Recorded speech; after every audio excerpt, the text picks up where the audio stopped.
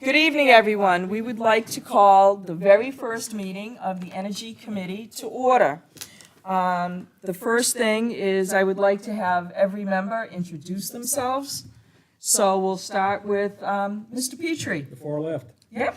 Bob Petrie. La Petrie, I'm sorry. Mike Speltz. Rick Darvo. Ron Dunn. Deb Paul. Martha Smith. Ray Breslin. Okay, thank you. Now, the first order of business is we need to elect a vice chair and secretary.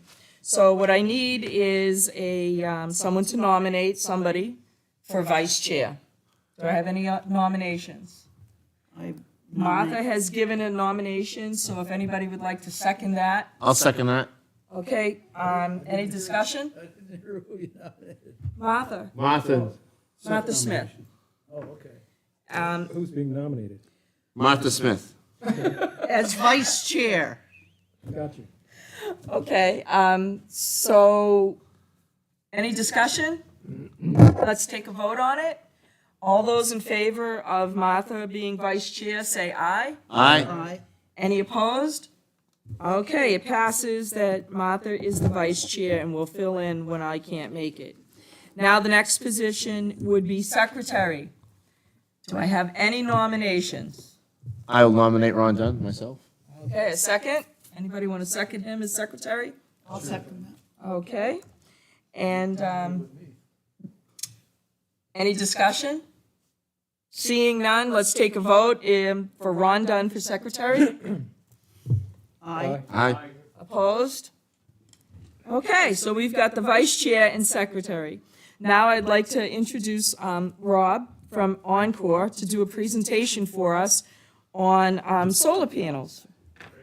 Come on up, step right up here Yeah, we'll do. I'll just and give my speak hand into the out. mic. What'd you say? I said, and speak into the mic when you sit down. When I sit down. Thank that you. sounds good. All right. So what I have here is a quick little PowerPoint map of the landfill that we're looking at today. We'll have to share it. I didn't make enough copies. Pass them up to the board, yeah. Okay, I'll yeah. get one. I do have it electronically, so I'll send it out to all of you tomorrow morning, promise.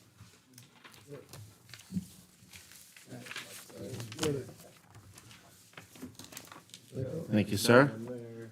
I've seen it, so, you know, give it to these two, I've seen it. Sure. Unless you have an extra, then I'll take it. I'm not going to. Everybody's signed. Yeah, There you go. thank you. And thank you. So then, well,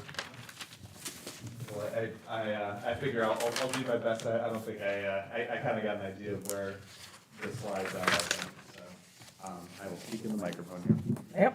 Yep. So state your name and the company you're from. Great, yeah. So my name is Rob Greer. I'm with Encore Renewable Energy.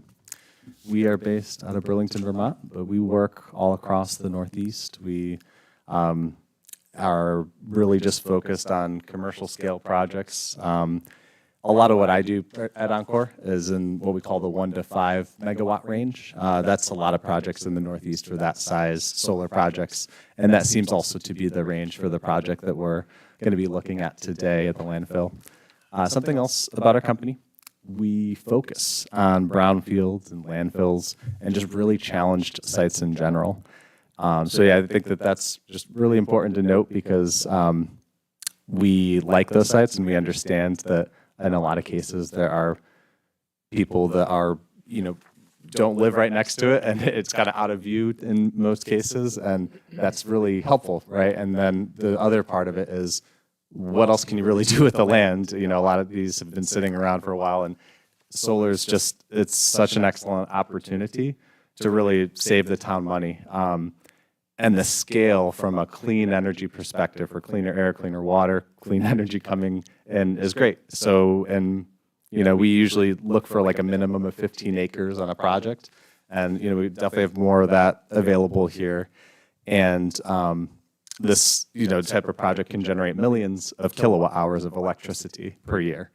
And then the idea is that in the end, we're going to be able to design a project that we can lock in electricity, have it, you know, a little bit less than what is currently being paid now, And then it'd be a long-term agreement, which we can, talk more about later. So that's a little bit of background about us, kind of where we're heading with today's chat. But certainly any questions, want to keep it, flexible to, interrupt if you, have a burning question. I don't want you to hold on to it the whole time or anything like that. But basically, as you have the presentation in front of you, I think I started out with a little bit about Encore. So some of the things I said, we've done over 80 megawatts of projects. So if you're looking at that slide of a little bit about us, and just work with a great team. And then on the slide after that, you'll see like a image of the different partners that we have. So I actually stopped by today, Sanborn Head and Associates, their civil engineering. They have a lot of experience working on Superfund sites, which is the case for this Auburn landfill. So the local presence between Sanborn Head and Associates. They also work with Norman Dew Associates. They're professionals in the wetlands. So, naturally, when you're looking at a piece of land, you want to make sure on so many levels that we can be safe and responsible in how we work with the land. And so having these trusted partners is just extremely important. And the benefit, we have an extra local presence there. So since I have passed out, did we have a question? Oh, I thought I saw a hand. Well, I do later, but go ahead, I'm sorry. Oh, okay. Just to be a little bit interactive, I was thinking that since you guys have the PowerPoint, you can let me know what slide's coming up next. I'll talk a little bit about it. Could you tell us a little bit about what you're doing with Derry and the Yeah, landfill? yeah, definitely. That Yep. would be nice. Yeah, so with the dairy project, I think that project, we were just honored, right? And so with that one, that one's a 2.2 megawatt project that we're planning on their landfill. We'll, be working with the Sanborn Head and Normando, and we're in the development phase right now. And a lot of that will be, pretty soon as we start development, usually early on, it's permits and checking wetlands. And, we had a design that we've done for them, and we want to ultimately make sure that that's going to work. Another part about doing this big of a solar project that is going on in Derry right now is you have to file for an interconnection application. So you do that with the utility company, Eversource. And so we end up learning about what type of capacity there is to even host a solar project. So in some cases, there's very little capacity, some cases a lot of capacity. I think we're hopeful for Londonderry for the fact that you guys have a pretty decent population and energy usage and all that. And ultimately, we figure it out. So that's a little bit about like the dairy project is that we're just kind of in the really early stages, and they're going to be, I think they're estimated to save $3.5 million over 25 years. So just to put it in context for like why we're all here today, and as you evaluate solar, like it's such an incredible part of the financial savings of what the town can have for over the years. So I'd say that's a big highlight for that project as well. Okay, do you have questions? Well, would the town be considering looking at a proposal from? We, as a town, our purchasing policies and things like that is that we'll gather 3 proposals from 3 different vendors and have a discussion and figure out which one is the best fit for our town. That's kind of the policy that we have, and I did tell you that. Yep. But I happened to get his information because of Derry. I saw what they did, and I thought they had a good deal, so I said, I'm going to invite them in to talk to us, because I feel like we're a little behind the 8 ball when it comes to this, and hopefully we can maybe jump a few steps forward. Would it be appropriate or helpful if we asked to see what your proposal was to Derry? Is that? Yeah, it's a great question. I would say that, we would start with, there's a lot of public information. Nothing confidential or anything. Right, exactly. So there's a lot online that, I'm happy to share as far as like the actual agreement itself. I'd have to like talk with Derry. I think, as time goes on, like kind of the policy is always the biggest area of, potential change. And, we kind of just see what we can do in each situation. So I'd have to look more into that though. But what I would say is there's a lot of good information. Like there's a lot more of an FAQs about like town savings and rates and all that type of stuff. Deb, just a Well, you question. can ask him if you need to. Well, this is a question for you, actually. okay. Is our charge is to investigate all of these measures, like we're investigating this measure now? Correct. And then make a recommendation to the The town town council? Okay, so we would not be making any final determination here. We would be making Right, we're recommendations. we're the data gatherers. Okay, that makes sense. And my question for you, Rob, is that, on this slide, strength and partners. Yeah.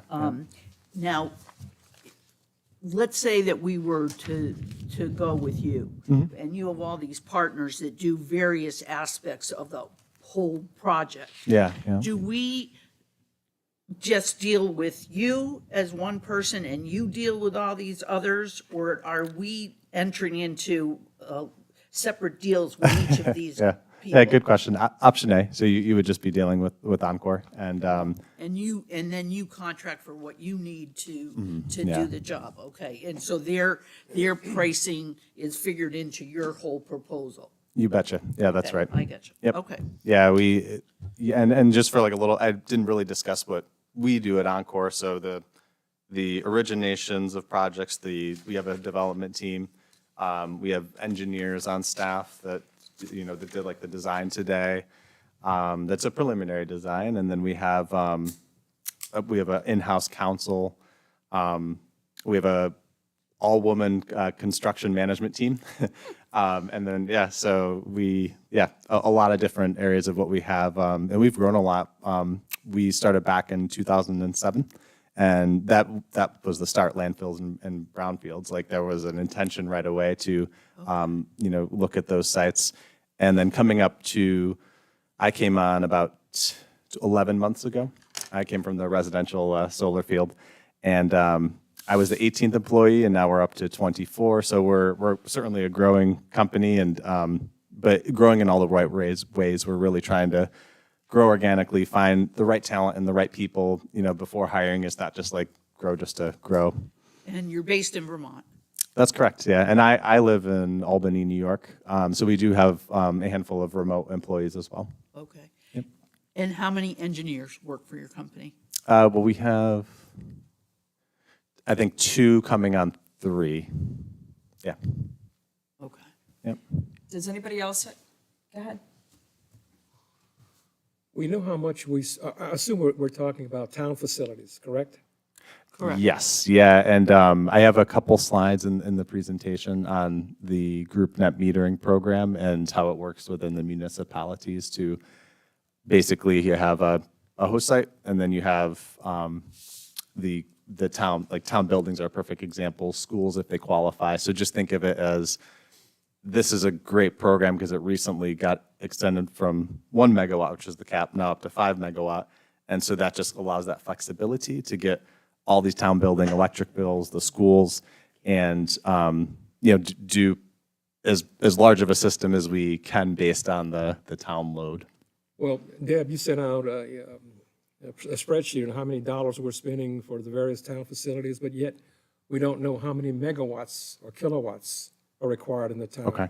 Do you have any idea what that is? And how Yeah, would you that's a go good about- question. So yeah, Deb and I will connect. When I talk to my boss, actually the amount paid is really important to us, and we can make some assumptions on the kilowatt hours portion, but at least once we have an idea of total payments in town buildings, we'll be able to make a Don't judgment all- from there. All utility bills show kilowatt hour. I believe we do have the kilowatt information. I think it was one of Justin's It's about spreadsheets. 1.7 million kilowatts per year for the town, if you add all the 3 suppliers up. Oh, got it. Okay. And that's not including the schools. Schools would be like a potential just- ad. it's Yeah. just the town, so- for Yeah, now. that makes sense. Yeah. Okay.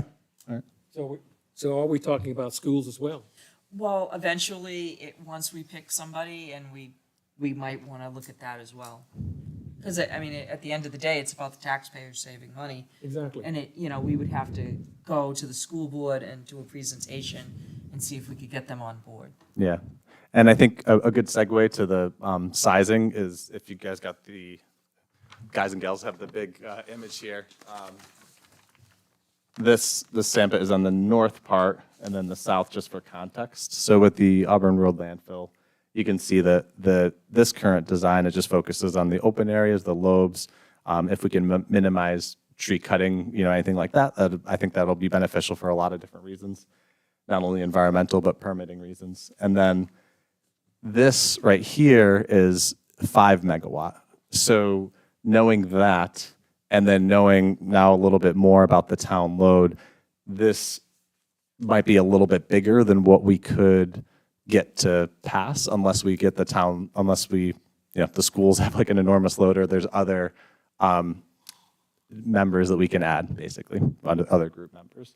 But either way, though, it's okay. Like if, this sandy one up here, if we needed to delete that one, and maybe some other area that wasn't as advantageous for siting the solar, we can easily reduce the system size down. I think, as Deb mentioned, it's always that balance of wanting to maximize that system size as much as you can to therefore maximize savings on the project. So could you just real simply define how big a park you need? Yeah. What's your criteria? Sure, yeah. So then some of the criteria we look at, so in land, it just needs to be relatively flat, not really much shade from the trees. And so there's a lot of different land components that we look at, free of wetlands. So we have, desktop layer maps that kind of show us that type of information. And then beyond that, for interconnection, we look at like how close we are to a substation, how much upgrades would need to happen. There's just so many factors that go into ultimately getting a kind of a final idea of a cost for a project.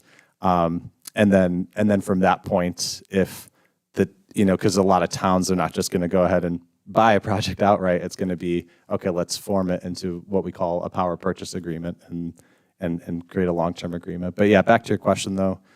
Yeah, the land and the interconnection, those are the two major components that we look at when we're trying to site a solar project. Fine, but how do you define how big it is? What's your Yeah. criteria? So for Look at the total kilowatt hours used by the town, or?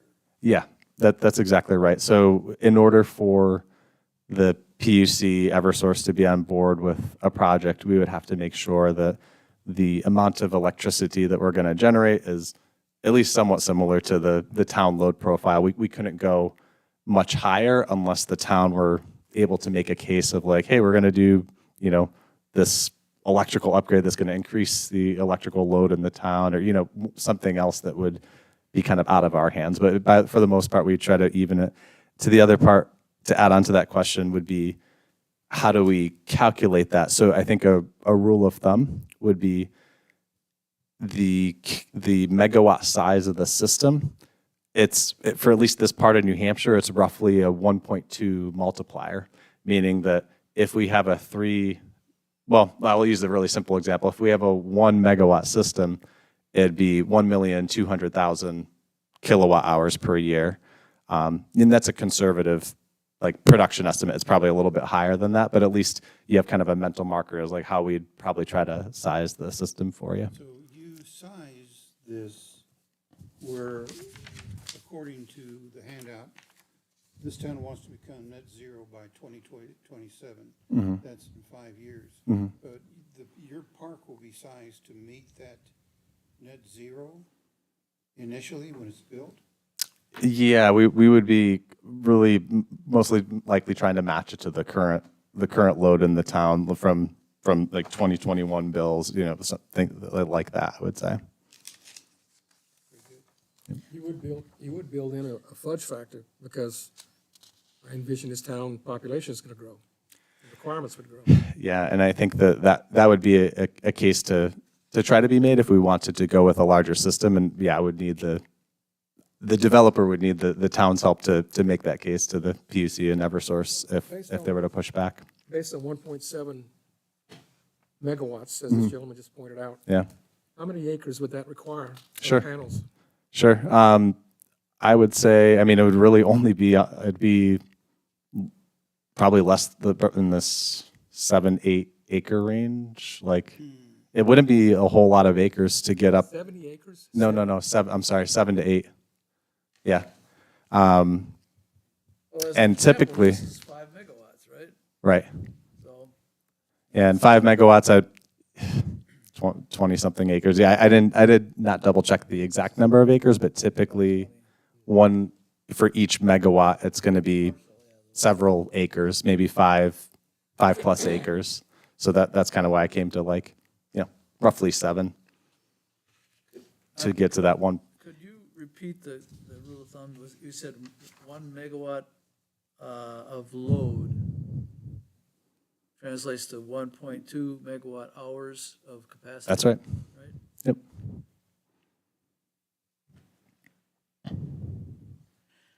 If we were to build bigger, just hypothetically speaking, Yeah.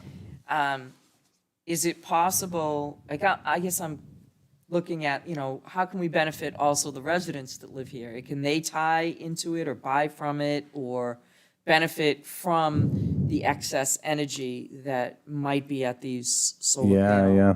Right. Is Yeah. that possible, or am I just, Yeah, great question. I would say, it's definitely possible. I think that, like, first of all, the big benefit is like the saving taxpayer dollars, right? Like just like the financial benefit, and at any rate. I was And thinking there's more like also, co-op, like a co-op yep. And energy so, buy. yeah, to lead into that point, I would say that New Hampshire's a bit young in the community solar market or community choice aggregation, those types of programs. I know Keene, New Hampshire had a program like that. It was very small scale.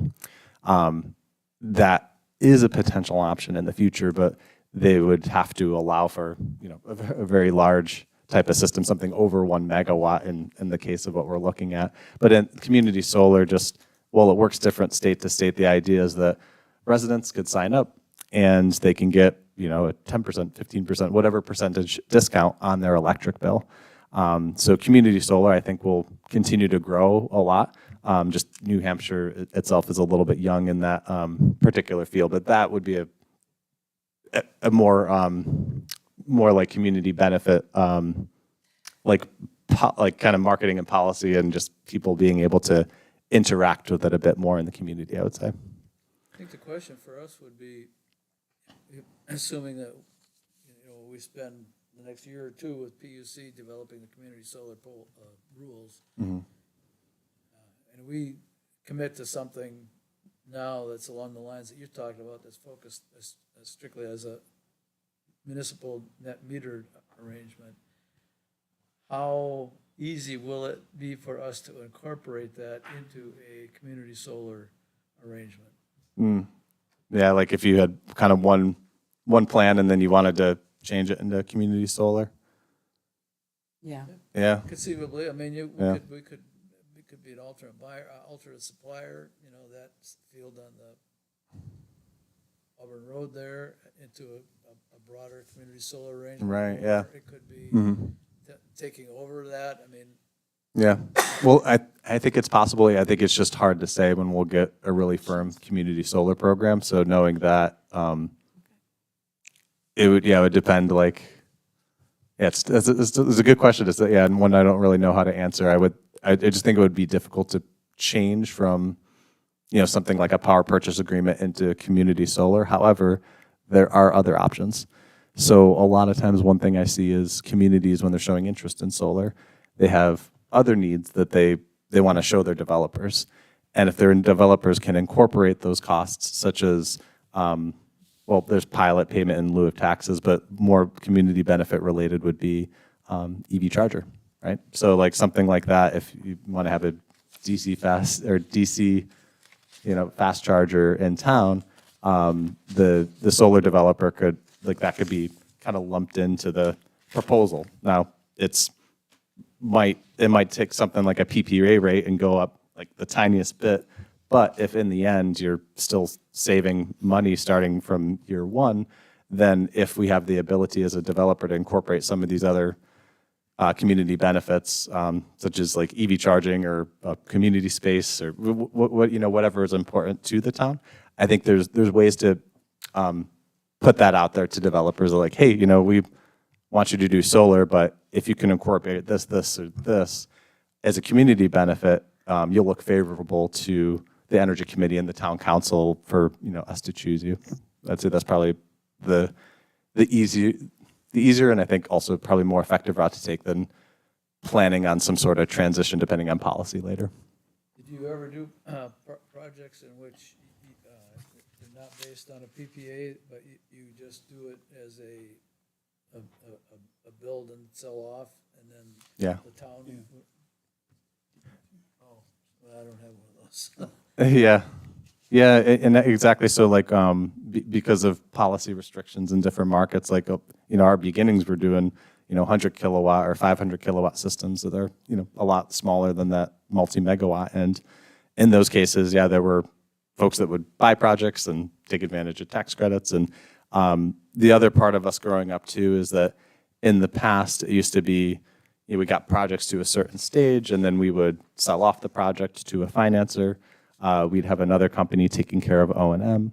However, we've grown up a lot, and now we're at the point where we're looking to own more of our projects, and I think that helps put communities and landowners, any people that we're working with, it's like, yeah, that's great. Now it stays with Encore, a little bit more than it had in the past. So it's not out of the question, but it's not your normal MO. Is that a fair summary? Yeah, I would say so. We're growing up, and we have sold off a lot of projects, but more and more we've had access to capital and the ability to own our own projects more and more. But yeah, we're in that transition. Yeah, I think we're growing, and that's that's just part of the transition. How many projects have you done in New Hampshire? Sure. So we've developed a little bit in New Hampshire. We honestly, a majority of our experience is Vermont. And I would say that yeah, like the thing about that is that Vermont is really difficult. And so we would like to think that being able to work with all the environmental regulations in Vermont and everything else, it really gears us up well to really get through and work in all the states, just because it's so difficult to work in. So yeah, we're in New Hampshire, we're in Maine, we're in even Virginia. So we're New Hampshire, we're just excited about just being right next door, I would say. And but yeah, limited construction experience, just really some development experience within New Hampshire. And what have your dealings been like with Eversource and the issue with capacity? Yeah. So capacity, I would say that it's pretty tight in a lot of places, but there's also a lot of places that are open. With Londonderry, I don't know exactly just yet, but let's say worst case scenario, it's like really tight in capacity, like it's less than 1 megawatt capacity. We want to do something larger. Well, as the developer, we take on that risk, and so it just becomes a more expensive project. It doesn't mean it's impossible to do. It just means more costly upgrades. So I think that, like, we would build the agreement to kind of understand that level of risk, to say that, like, hey, there's a certain amount of money that we all expect for the cost for interconnection. And if those costs end up being higher, well, then, we may need to renegotiate. Or if the costs are lower than expected, well, maybe the town can actually lock in something a little bit better. So that's probably the best way to handle that kind of unknown, for interconnection. I'm kind of surprised because the dairy project is going to have a very similar, I think, interconnection set of constraints as we have. We probably have a more dense network of transmission lines in Londonderry. Mm-hmm. But our substation at Scobie Pond is on the Londonderry line. Yeah. So I would think that you'd have a fairly good handle on the interface with Eversource based on your experience in dairy. Yeah, we have started communications with them. My engineer is the one that's been in more touch with them. But yeah, we have had reply, and we're making progress and learning about it. Eversource does take time with their process between the pre-application and the application, but in the coming weeks, we expect to know a lot more for the dairy project, how that is looking.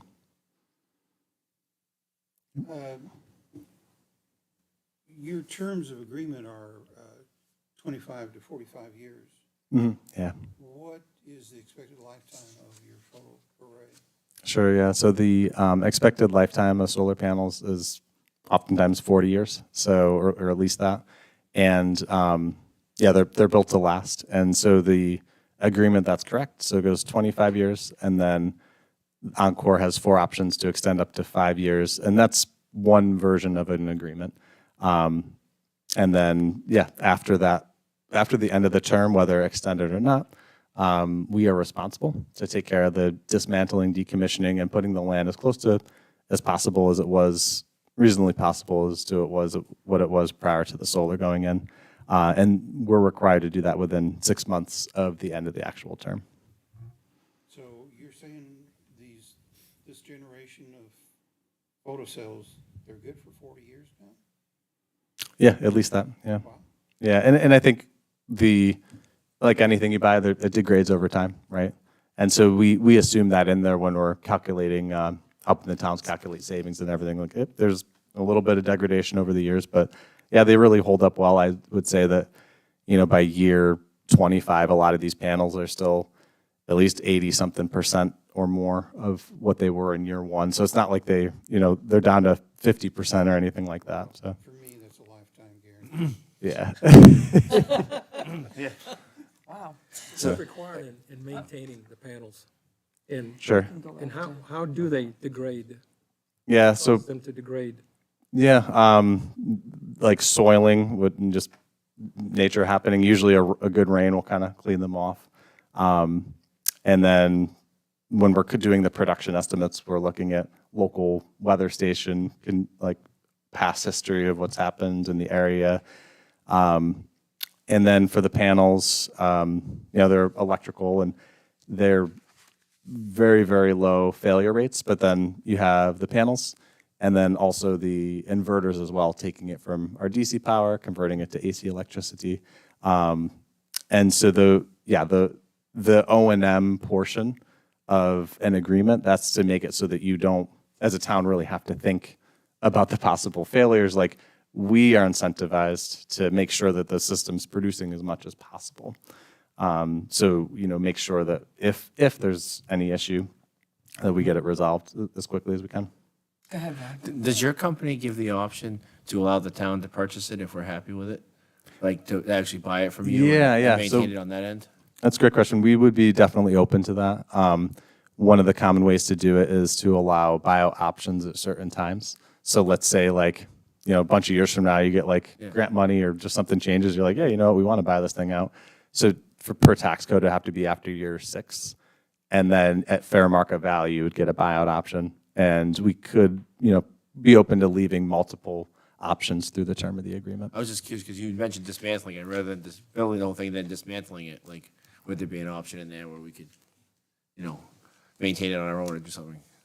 So. Oh, I see. Yeah. Yep. Yeah. So the buying out, I guess. Yeah. That'd be it. just, Yeah. you hate to build the whole thing and then dismantle it, Yeah. Yep. Exactly. Yeah. No, we would want to, not dismantle it until at least 25 years until well after the term, because it should be working really well during that time. Right. But you need some sort of service company, wouldn't you, to sort of maintain it? Or do you have to maintain it? Good question. So right now we, iSun as a company, they have, we work closely with them.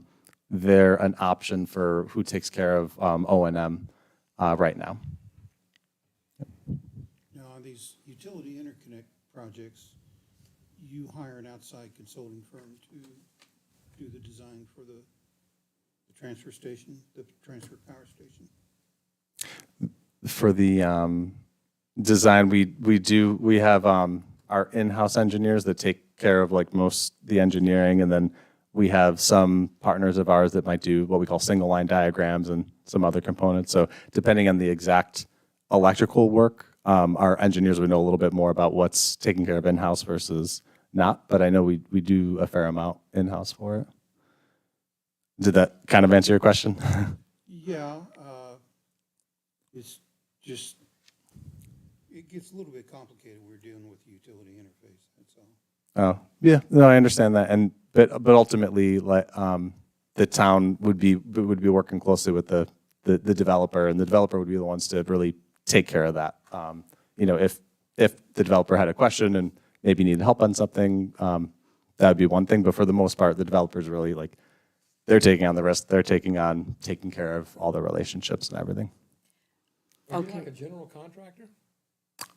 I guess there are some similarities between Encore being a solar developer to general contractor, because we have a bunch of partners that we work with. So on some levels, yeah, there's certainly some similarities. Oh, okay, so we kind of, I think, anybody else have more questions, or we kind of got a good idea? I'm trying to get a handle on, you know, my background is in the power industry, fossil fuels and nuclear. This is kind Yeah. of new to me, right? Yeah. Panels, but I understand basically how they work. But are these fixed panels, or do they move based on the sun's movement? Yeah, no, that's very valid.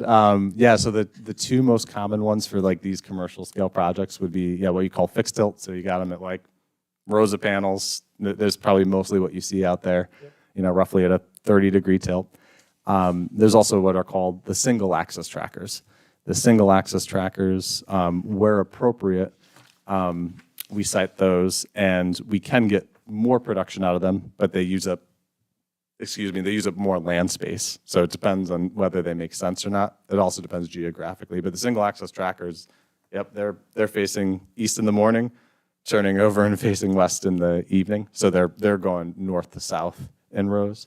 So a lot of times what we'll do for projects is our engineer will like compare kind of how the economics and how the production and it all looks for the site.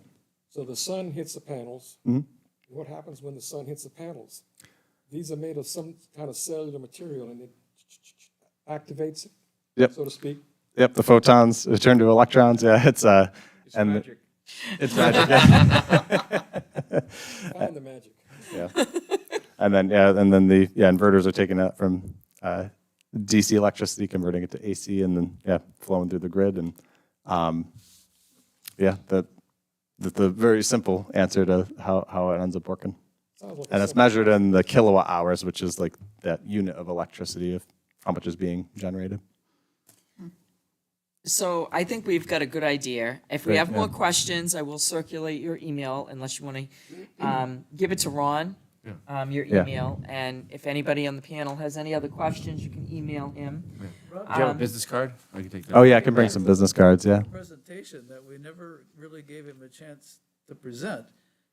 Or have we covered everything in that? I think so. I mean, you know what? It was supposed to be loosey-goosey. Deb set it up that it had a sense of informality, so I am all good with it because, as I said at the beginning, I don't like when I'm talking and then people are burning with questions and just not listening, and that happens. Yeah, so I am like totally happy with the way it worked out and that we were just talking back and forth. You know, this is how things get done, right? This is. Wanted to give you an opportunity if there was anything else we needed to hear from you. Yeah, no, I think I gave a good summary about Encore and the focus in the brownfields and landfills and, you know, just like what we do and the scale of clean energy that we can help you guys with. And I think, you know, and to add on to that, I would say that if there were any questions tonight that you're like, yeah, Rob, you kind of answered it. Like, I want to know exactly what those questions are so you can send them to me later, or if you have additional ones, because it's so important that I, you know, continue to make a good impression with you all, because I won't know everything. Sometimes we don't, but we always find answers best we can for you guys. So the plan is to have Rob come in April and do a real formal presentation to the town council. I'll get him on the agenda, and then he will present we've gathered your information, and we'll do the same with the other two solar companies that come to see us. And then we'll discuss it, and at least the council has seen their presentations. And when we present to the council, they'll have remembered everyone and understand it that way. Yeah, definitely. And the one thing I could think of for your end is just to think more about the setup that you were most interested in. You know, I mentioned like the PPA, power purchase agreement, but like, perhaps you'll like think of or learn of some other arrangement that you're like really interested in. So just want to make sure we have an open dialogue about what works best for the town. Yeah, and I appreciate that. Yeah. So yeah, if Ron can get your information so I can disseminate it for everyone, and we'll be in touch. And I sincerely appreciate you coming here Yeah. on our first night. Yeah, that's exciting. When you said first that, I was like, all right, cool. Yeah. This Yeah. is this is the this is We the, wanted this to is hit the, the ground running. this is the revival right now. I like it. So. We Cool. did, we did. All right, So well, thank you so very much. much, and Yeah. have a safe journey home. Yeah, we'll do. I'll take a little time here just to grab my business cards and kind of hand out Oh, and yeah. take off here. Okay, thank you. Thank you. Thank you. Thank you. Okay, so, the next part of the meeting, what we're gonna do is, I kind of put this out to you all. I'd like to, each one of you to kind of tell me what your strength is, and what your weakness is, exactly, so that we can focus your strengths, focus you on things that you're best at. And, because I think we'll be looking at a lot of different things, and this would help us do that. So if each member wants to take like 2 minutes, and this time I'm going to start with Ray over there, to talk about what he feels is his strength, and what do you feel is your weakness as a member of this group? Go ahead, Okay. Ray. I'm not sure I have any weaknesses, but we'll start out with the, Kryptonite? I'm sorry. Yeah, well, my background is, I worked basically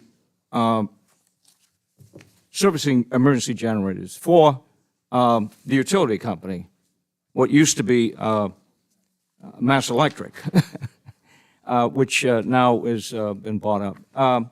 And we travel all over the country, basically, to nuclear plants and other sites, really all over the world, although I didn't go that far. I went to Honduras and Panama. But, so anyway, and so I have basic knowledge in power production, mostly in peaking power generators, which is one thing that the utility companies really need today. I'm not sure they're really up to speed on that, but maybe something to look at. So I'm extremely interested in the situation we have with the utility companies, and I think they've got to go a long ways to catch up. We've got, they've got, we formed the New Hampshire Department of Energy this past year, and we've got to perhaps express our concerns with the issues we have right here in Londonderry. And by the way, let me just say that I think we have to look at all power, not just electricity. I think we have to look at energy usage throughout the town of Londonderry. That would include natural gas, fuel oil, and any other source of power. And so I think it's a great thing that we're moving forward. We've got this gentleman come in, made a presentation. We're going to get other ones to make presentation. Wait a minute, I'm getting off track. We're supposed to be about what my The strength is. So what Strength would you is. like to focus on, Ray? For collecting data for us, for this Yeah, group? yeah. What would you want to focus on? collecting data. What data? Well- I know. I give you the hard questions. I've got plenty of data already collected. I'd gladly share with Okay. everybody. That would be great. I think we need to take the time to discuss it very informally as to what each of us thoughts are. Right. We talk about strengths and weaknesses. Well, none of us got all the answers. That's for darn sure, although sometimes I come across like I got all the answers. No, I don't. No, I don't. No, I don't. So I think we should all have a discussion very informally as to what our thoughts are moving forward. Okay. And by the way, I'm getting off track again. with net zero, that is great. That is great to look at. But that's not the whole picture. Baby steps, Ray. Baby steps, yeah, I know, baby steps. I know you hate that. What can I put down as your strength? I'm not sure, you know, I'm not sure. Focused in on generators, energy, and that you have a good handle on how that all works, right? Yeah, and How the peaking- energy peaking companies power, work. Peaking power, you know, I know quite a bit about it. And by the way, the coal-fired plant up here in Bow, that's a peaking power plant. The one here, up here, AES, I think it's both prime power and also peaking. And they get paid millions of dollars just for sitting there. And by the way, now we gotta pay them back. I'm getting off track again. Off track, okay. Martha, give us a little summary of where you feel you'd be an asset, your strength to this group. Okay, If I may. Yes. Ray forgot something. Uh-oh. What? He also knows a great deal about water infrastructure. Oh, yes, he Add does. to the minutes. yeah. Yes, he does.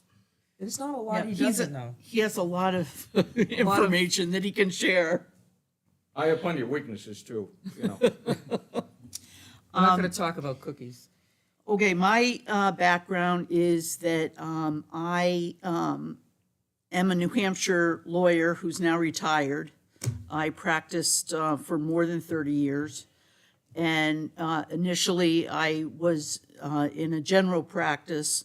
And then later in my career, and where I spent the bulk of my career, was working for a corporation in Massachusetts that was an energy services company.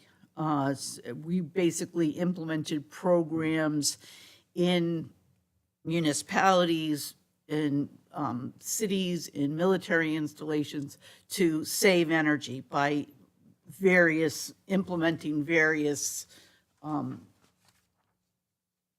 what's the word, procedures or processes in their facilities. So I think that my strength that I bring to this group is that I may be able to shed some light on the legalities that may come toward this in terms of these contracts that we may look over. And I would say that that may be my strength. That sounds good to me. Ron, would you like to talk about your strength? We're skipping over you. Yeah. I don't have any strengths, except I'm passionate about it, and I have no other strength than that.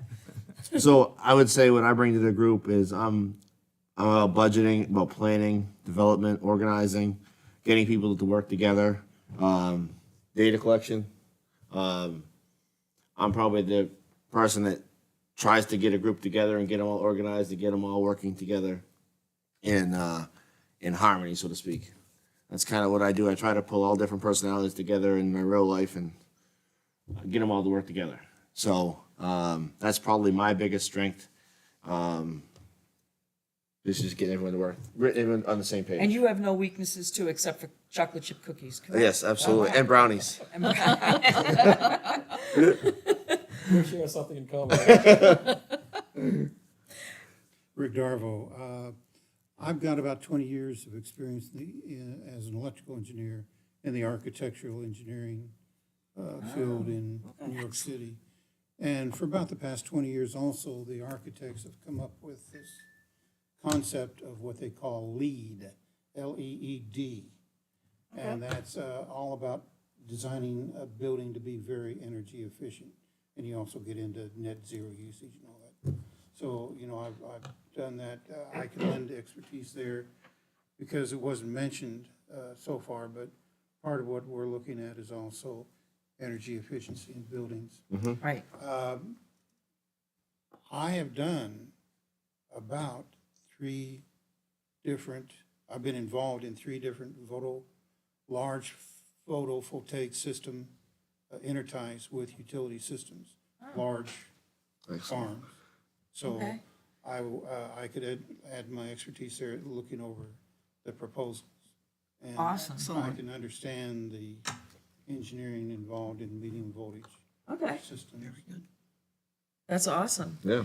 And you have no weaknesses either. Ice cream? Ice cream? Nobody said ice cream yet. You got me there. Mike? I have some practical experience. I have a 6 kilowatt solar array on my house that I was closely involved in doing the design for, that has saved me many, many dollars over the years. I also have a solar hot water system that I use to heat my house and provide hot water for household use. And I probably defray about half of my costs through the sun on the heating. In fact, I even have a car that runs on sunshine. So I've got it from a practical standpoint. I spent about 11 years as a program manager at Raytheon, which is an engineering firm, developing sensors that might not tie directly to what we're doing here, but the program management experience probably taught me a lot about contracting and bringing system solutions together rather than just focusing on a single aspect. Let's see. I guess that's good. I will admit to it, I have a fondness for caramel apples. But in Londonderry, eating apples is a good thing, right? Yeah, well, I guess my gathering this is that I'm gonna have to bring treats to the meetings. Right. I should say, on the computer side, I'm pretty familiar with using geographic information systems, which may come in handy in terms of a lot of things, identifying sites, laying out infrastructure. And I've done a lot of work on Excel, so I'm comfortable with taking some of these spreadsheets and reworking them if we need to answer some questions. That's good. Very good. And Bob? Well, as I said earlier, I alluded to the fact that I spent many years in the power industry, but basically fossil fuels, which is a different concept.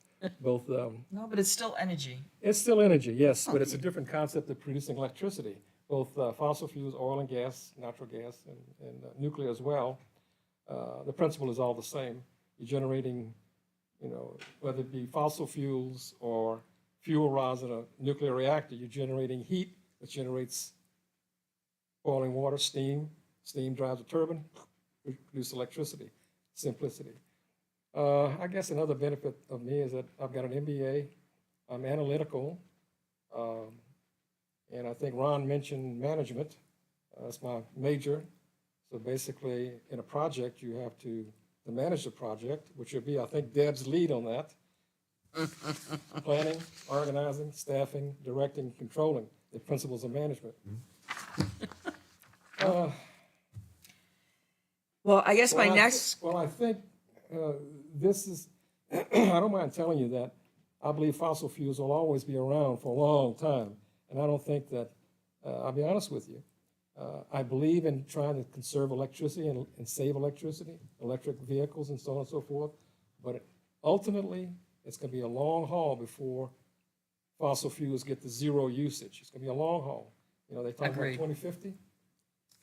My thing is, let's move it in slowly, get it done eventually, but you can't do it overnight. Right. Some people- but you need a plan, and that's what we're gonna produce. Exactly.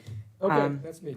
Okay, so I guess my next question to all of you, and we can be kind of free-flowing, but please be respectful of each other. And if anybody in the audience wants to say something, please do. What's next? What do you guys want to look at first? And how do we want to do it? I guess I want to be more of a facilitator than a dictator and telling you how we should do this. So I guess I want to brainstorm. Y'all maybe have looked at the mission and what we are trying to accomplish, and everybody sees it differently and may have a different path of getting there. And so that's what I kind of want to have this night to do, is to kind of, zero in on what's next for this group, or how do we move this group and move things forward. So that's all for me. I think, Ray, you hit on it when you said brainstorm, come up with some ideas. Yep. And whoever's got the the tools to do that particular project or whatever, to chase that, that's an assigned project. And that's what I want to do tonight. If we can kind of get through some of that, that'd be great. So I don't know who wants to lead on, I brought in the solar guy because I saw it happening in Derry, and I think that that's an easy one for us to get 3 guys in, look at it, and move that forward. So taking that and putting it over here, like taking my bread and I'm putting it on the plate over here, what would be the next thing on our plate to focus in on getting data, what kind of data, and how are we going to use that data? Right. Ray?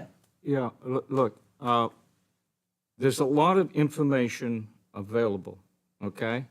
Now, and we need to take advantage of that.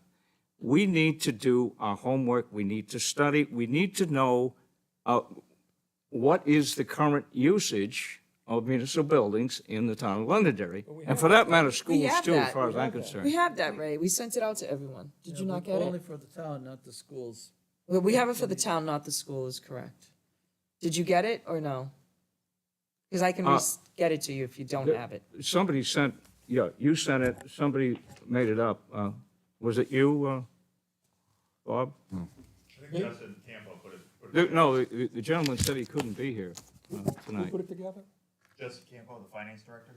Oh, no, there was somebody on our No. board that put together Yeah. a Internally whole, maybe that I didn't. Yeah, and he said he couldn't be here this evening. Right, Yeah, right. I mean, that was, yes, I did see that. okay, and I will have that printed out for the next meeting. I didn't have time to do it, but I will have it printed for everyone for the next meeting. Oh, okay. Well, I Can got I- it. Are you talking about the breakdown per facility? Mike got it, I got it, but I can't find it now. It's on my computer somewhere. I got You it. might want to send it again. Yeah, no, but I had wanted to print it out. I just didn't have enough time. When you go to a solar company for a proposal, they have a list of standard questions they have to ask you to provide them data. So it might be just a simple phone call. Don't panic. I'm not getting, It might be Good just idea, a simple turning phone things call. off. turning it off. It might be just a simple phone call to him, and he'll say, oh, yeah, here's a 2-page of the data we need from you. Okay, okay, we can do that. Go ahead, Mike. I just can stick on solar for a minute. I realize you want to set that aside and go into other Well, things. just but- till we get the other guys in. Well, here's my concern.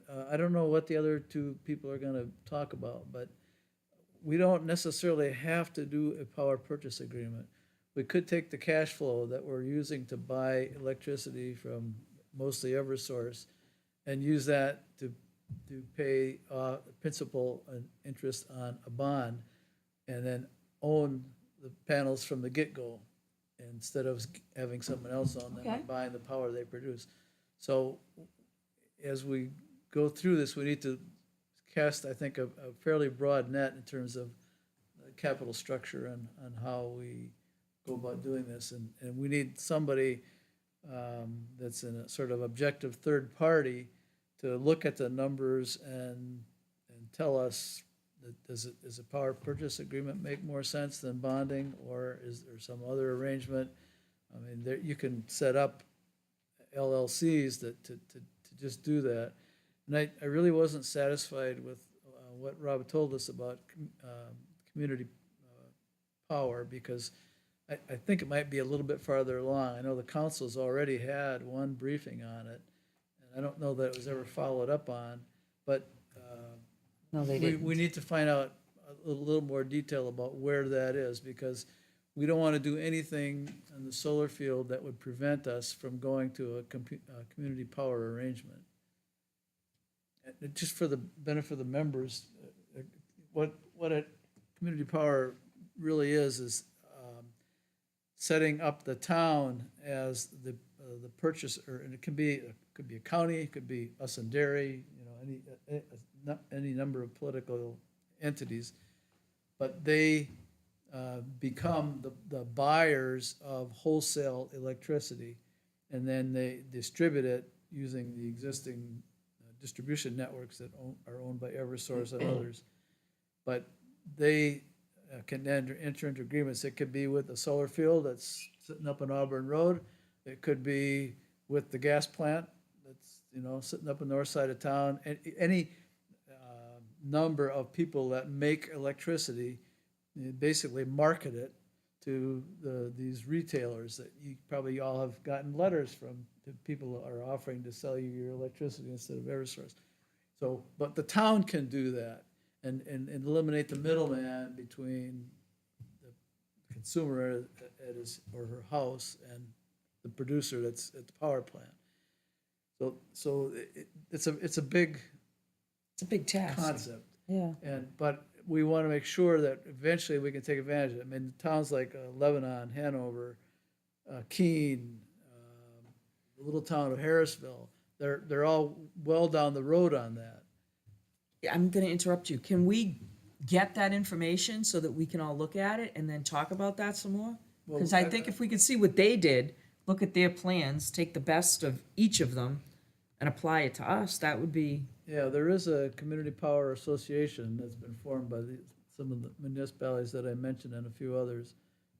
And I could try to find out if they'd be willing to come down and talk to us, or That'd at be least awesome. recommend somebody who could. I Do we mean, there wanna- are people that make money doing this, so it's just like Rob here tonight. There's an incentive for them to come and tell us all Oh, about it. of course why. there is. But, they're in it to make business make money for their business. Right. Okay, ahead, Rob.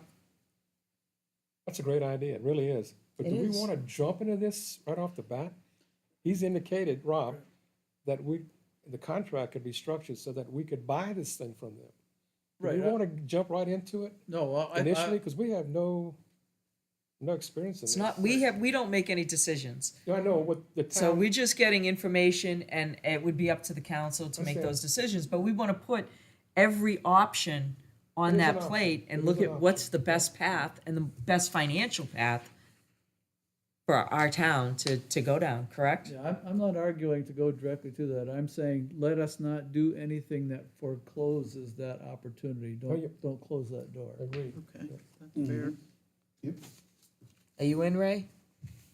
I'm here. I just feel bad, you're way down there and you we're way know. over here. I mean, I started to say something earlier, but you What? said you already got the information. What information? Yeah, I'll see what I can. We need to do our homework. I agree with that. This is about total power, not just electricity. The fact you want to, I don't know, you want to move into solar panels and net zero. It's a nice idea. We got a long ways to go before you get there. So what do you suggest we do first? Well, You're making a statement, and we just need to know what you Oh, okay. are no, thinking. No, what Mike said, okay? Yeah? Lebanon, Peterborough, and these other towns have already done this. We need to be talking to them. Okay. We need to know from them what their experience is. We need to learn, okay? It's fine to bring in these folks and for them to make a proposal. But if we think we're going to start putting solar panels on Auburn Road anytime in the near future, I don't think so. We got a long ways to go before. That was one of the questions I had of Rob, is how long did it take from start to finish? Wait a Derry minute, take? how long did it take Derry? About 10 Exactly. years. How many? 10 years, Really? That's okay? the question. And now, and now they're looking to build this one on their landfill, and that ain't gonna happen overnight either. The only one they have is just a small one at their DPW. Okay? So, Deb, didn't I understand that you're having them come in, someone from Derry to tell us about their experience? That will be next week. That'll be Josh. We're So- gonna well, and they've already come in, Yeah, Yeah, and they came to the and we've council. already had a presentation. Yeah. right. And Just like the town I council. didn't know about those other towns. So ignorance in me, and that's fine. But I will now reach out to them and invite them to come and share with us. And that's all I can do. Okay, look, I come across as being very strong and telling people what they should do. That's not my intent, okay? But a lot of this information is available. Yeah, we need to reach out to these other towns that are really way far ahead of us. We gotta play catch up here, okay? Right, I think that's So- true. And Go ahead, bro. And then Let's jump Martha. right into solar panels, just tonight, just like that. But Ray, you touched on, it. There's other ways that we can save on energy. We hadn't even brainstormed those things. Correct. We need to We have a save long way to go. energy. We need to figure out how we're going to save energy. Exactly. Do we need to insulate the building? Do we need to have a different type of heating system? What kind of fuel are we using? Pretty much in the municipal buildings, we're using natural gas. Well, that's probably pretty good. We need to find out what steps we need to do moving forward. Do we need to, maybe this building is perfectly fine. Maybe the insulation is fine. Maybe the energy system's fine. So we don't need to redo things, but we need to find out what it we're is. using for fuel here. Is it outrageous? Are we using the right type of fuel? All of this stuff we need to figure out. Right. Speaking of insulation, is there still a tax credit, federal tax credit for insulating windows and so on and so forth? Good question. For private So as we residences, go along here, if you are asking a question about something, then it would become your responsibility to get that data and bring it to the meeting and then expound upon it. I was gonna say, There we go. one of the things of management is the supervisor doesn't necessarily do all the projects. Right. Mike here brought up a situation that maybe, since you're familiar with it, maybe you'd like to volunteer to touch base with those towns. You manage the whole thing, put it together, I don't unless you mind want to putting do it it. together. I don't mind putting it I've already together. said that I'd try to get something. So Mike is gonna do that. So Ray, what are you gonna do? What are you gonna bring to the next meeting? Are you gonna go and sit down with Mike over here? Yeah. And go upstairs and Yep. maybe get what kind of oil and what kind of energy? And when was the last time we did an inspection of everything? Yep. Okay. Hey, Deb, he did bring up one point. That Oh, wait a minute. If the permitting, if the construction is a 10-year process, permitting and construction, we aren't gonna meet that 5-year. Well, that's just a tentative placeholder. It's just they asked the end date, so I put an end date. That means nothing, really. The important thing, though, is to ask that question in, when we're asking for these proposals. Yeah. It's a very important factor. Christ, if it took 10 years, I may not be around in 10 years. Oh, come on. We'll probably all be gone. So what are you gonna do, Rob? I'm gonna check on the tax credits. Tax credits. That's what you want. If that's what you want to do, I want you to do something that you enjoy and that you're strong at. And if that's what it's good at, then that's fine. And Easy what do you enough. want to do? Easy enough. Proposals, but You you want to help me with I the, will help you because that is a big task. okay. Yeah. I mean, we really should talk to 2 other or even more solar people, because this is gonna take a long time to talk to each one of them, listen what they bring to the table, and figure out which one's gonna be best for us. I mean, it's not gonna be easy, and while we're doing that, we'll be doing what Ray was doing, and we'll be pulling all of it together, so it will have. We can't ask for proposals. We can, I think it's premature. Yeah. when I say a proposal, like, what can they do for us? And with this land, and what are they willing to? I mean, we have no idea. We had one company come in and give us a proposal. I didn't think the proposal was a very good one. And that sort of fell through the cracks and disappeared. I don't even know what happened to it.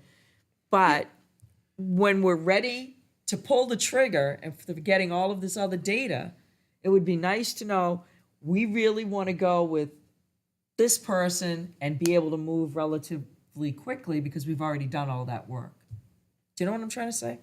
Well, then you need to know what each one is going to charge, the pricing. Yeah, that's well, it's pricing and service and quality of service, right? Right, but I didn't know if we had the authority to ask contractors to provide Why not? price, okay. I mean, it's just like a salesperson coming to your house. We have every right to ask. There's no barrier to this board receiving information. No, I would think so. Thank you, I Mike. think what Deb's talking about is a request for proposals, which requires a statement of work, and, I mean, we're a long, long way from that. Oh, I understand, but I kind of want to get what they're willing to offer us. Right, but I think know. what you did tonight was the right track. I mean, just start in very general terms and then allow us to narrow down. I mean, for example, you know, if we do what Ray suggested and have the buildings looked at, which to me is a really good idea, and there are consultancies that will do that. One of the things they may come back and say is, you ought to go to mini-split heating systems. Should I explain what those are, or do you know? So I don't know what it A is. mini-split is like a reverse air conditioner. So it's split because you got a blower inside and a condenser outside. So this room would be a good example where you could install a mini split. They run in terms of the number of BTUs that they produce and the cost per BTU. It's about half the price of heating with propane. But you got to install it and all that, and it's not a central heating system. Usually they're individual. Now, I don't know if it's a good idea or not. My point is, if we were to decide that mini splits were the answer for a lot of our buildings, all of a sudden our electricity estimate changes drastically. So what I'm trying to illustrate is how these systems are interrelated and play with each other. Okay. So we have to cast this fairly broad net, look at all possibilities, and Right. only then start narrowing it down. Exactly. So Okay. one of the things, I mean, as the old saying goes, the cheapest energy is the energy you don't use, which is why what Rick said earlier about efficiency really rang true, and I think ought to be, another one of these thrusts besides solar that we're looking at. Okay. And there, I would suggest, the school district did this a while back, I think only with lighting, but, a company came in, said, you do this and we guarantee you these savings. Right. And- That's what my company used to Yeah, there do. you go. In fact, maybe you'd be the one to figure out who we could get to come in and tell us about some of those programs. I think we ought to probably do that in parallel, because some of those ideas are gonna affect what we do with electricity. Okay. Would you recommend having an engineering firm do a building-by-building assessment, or? Well, we should ask them, what's the best way to do it, but yeah, we ought to assess ourselves. The EPA has an excellent tool that is basically a building energy monitor that, you input all this data that we got and a lot of other data. It requires somebody to get trained up on it, but it's not rocket science.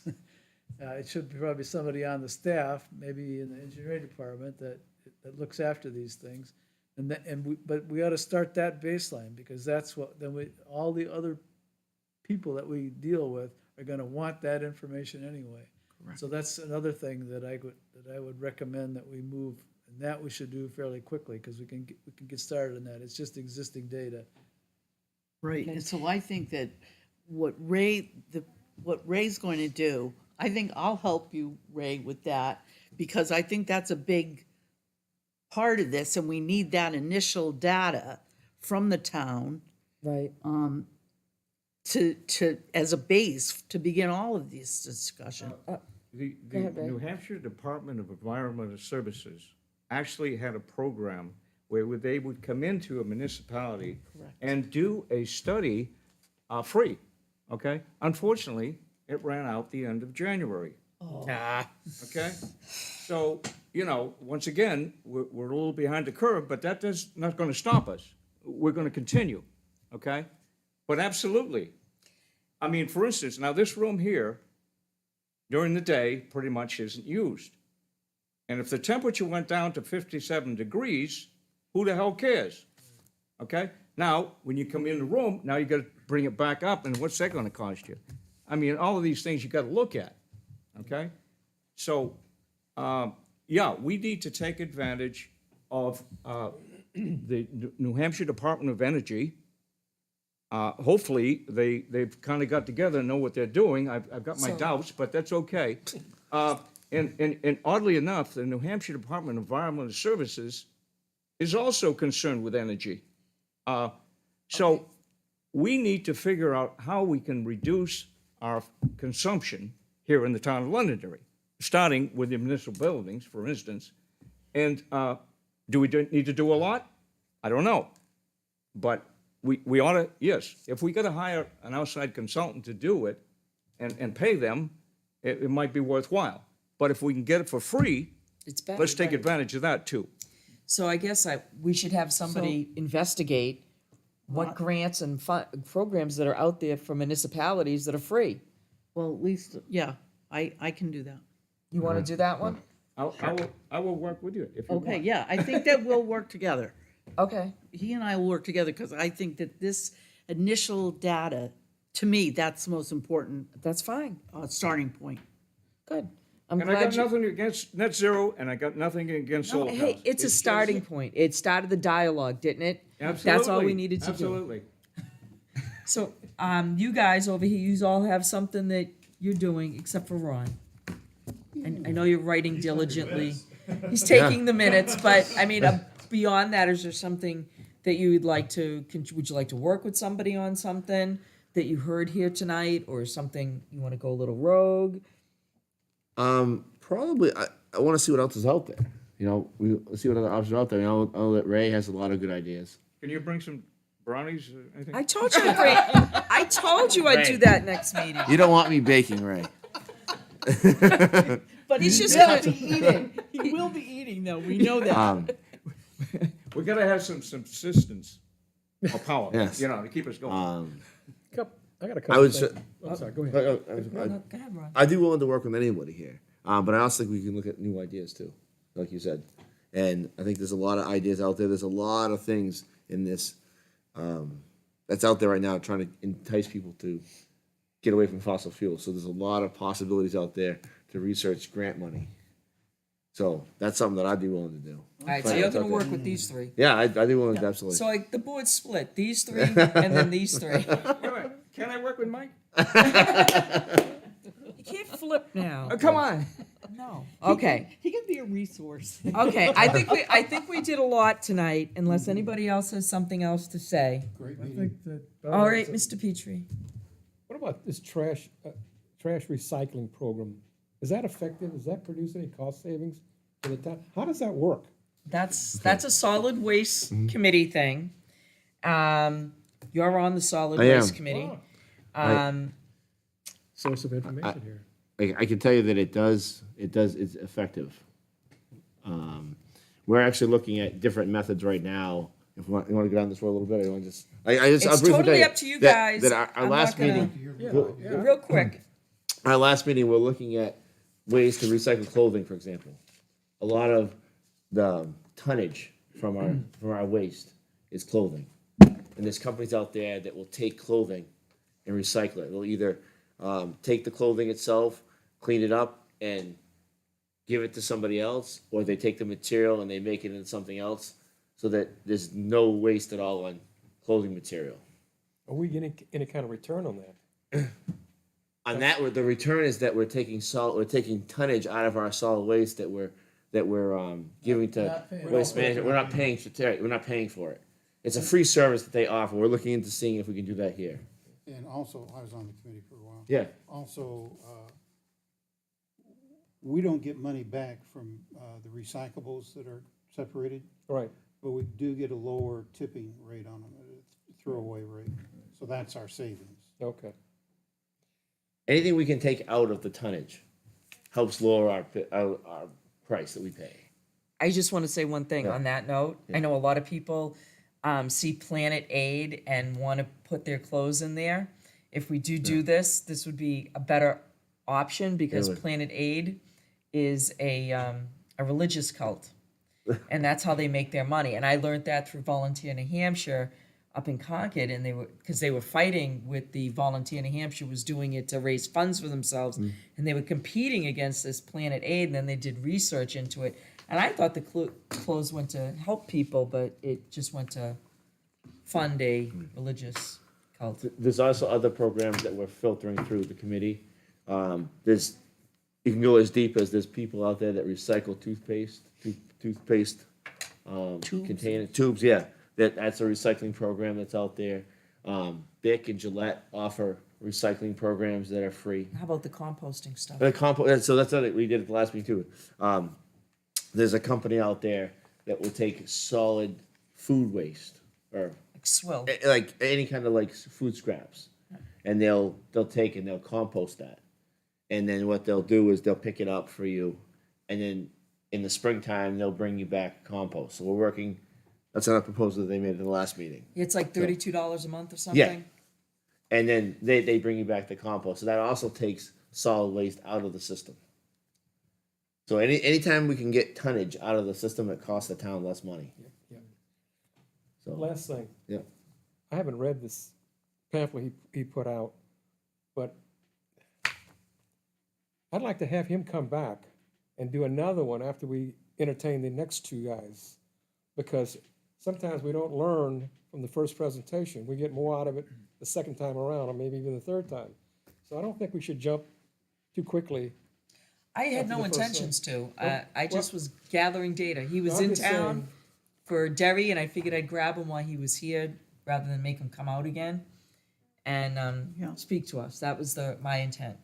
I plan on reading this thing in detail, and then next time he comes. And we could do better some prepared. research on his company too. I mean, you know, we don't know first thing about Encore. I don't. I thought it was Besides a that, casino, It but seems like they're relatively new into this whole thing. And that's a little scary. By the way, the city of Manchester put on their landfill, which is very large, maybe the largest in New Hampshire, I'm not sure, solar array. get the name of that, Ray, and get it to us. It's Good right boy. here. Oh, it is Encore? No, I have it here. But, Oh. You know, Peterborough, all of those, they've done it. We need to learn from them, Correct. And so, by the way, I sound like I'm not for solar panels. I am for solar panels, okay? But I think we just need to do a lot more. We have to do homework. I agree. We're brand new. We have to do homework. We have to figure it out. Right, and we're behind the eight ball, like it's been said many, many times. Well, if we don't have anything else, then I guess we can, oh, sorry, Mike. Suggestions, if we could, I don't think we're authorized as a board probably to have town, email addresses. But, so I think we'll have to use personal ones probably. So maybe you could put it The on the one I minutes sent- or do a separate roster with names and email addresses. so Okay. that- The committee members are issued town email addresses. Kirby just hasn't done them yet, or Pardon? I think Kirby's in the process of doing them. She had a lot to do, so. But everyone just ignores it anyway. Well, I mean, Yeah. when I send out some stuff to you guys, I sent it, Yeah. and everybody's on there, so you can just hit reply all or But pick it would be, names. I agree with Mike. I think it would be a very nice thing to have a roster with names and email addresses. I will volunteer to phone. make a roster if everyone wants to just send me.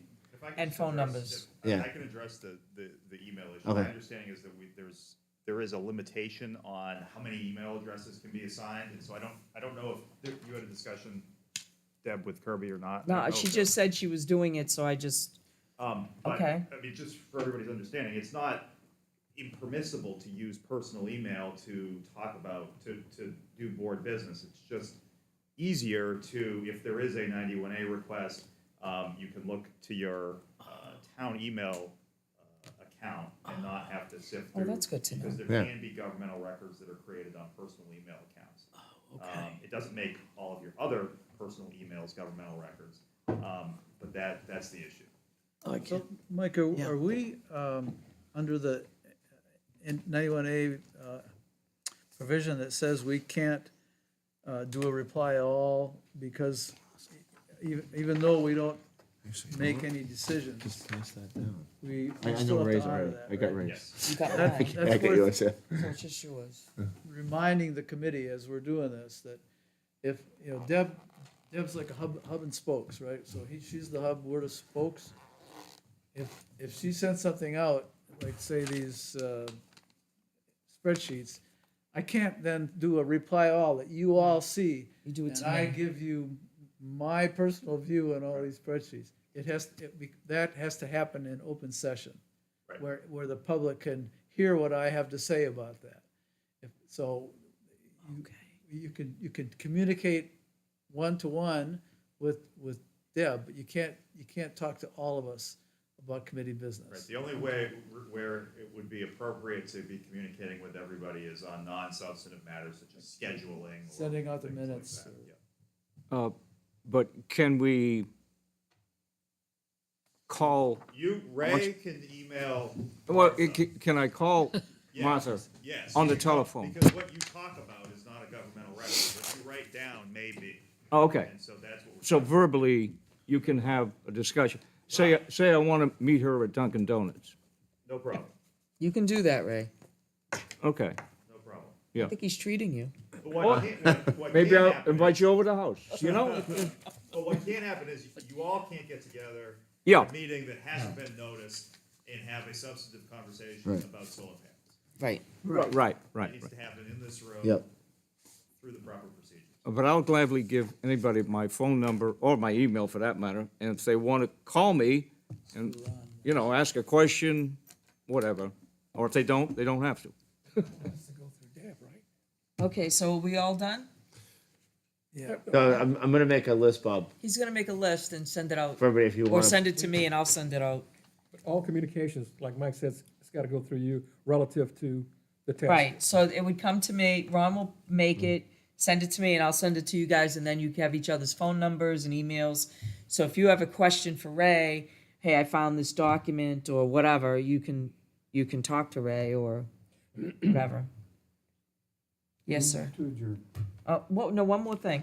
Our next meeting is the 31st at 7:00 here. Okay? And Josh Borden will be here, who's from Derry, who will talk about what steps Derry is taking to reduce their footprint.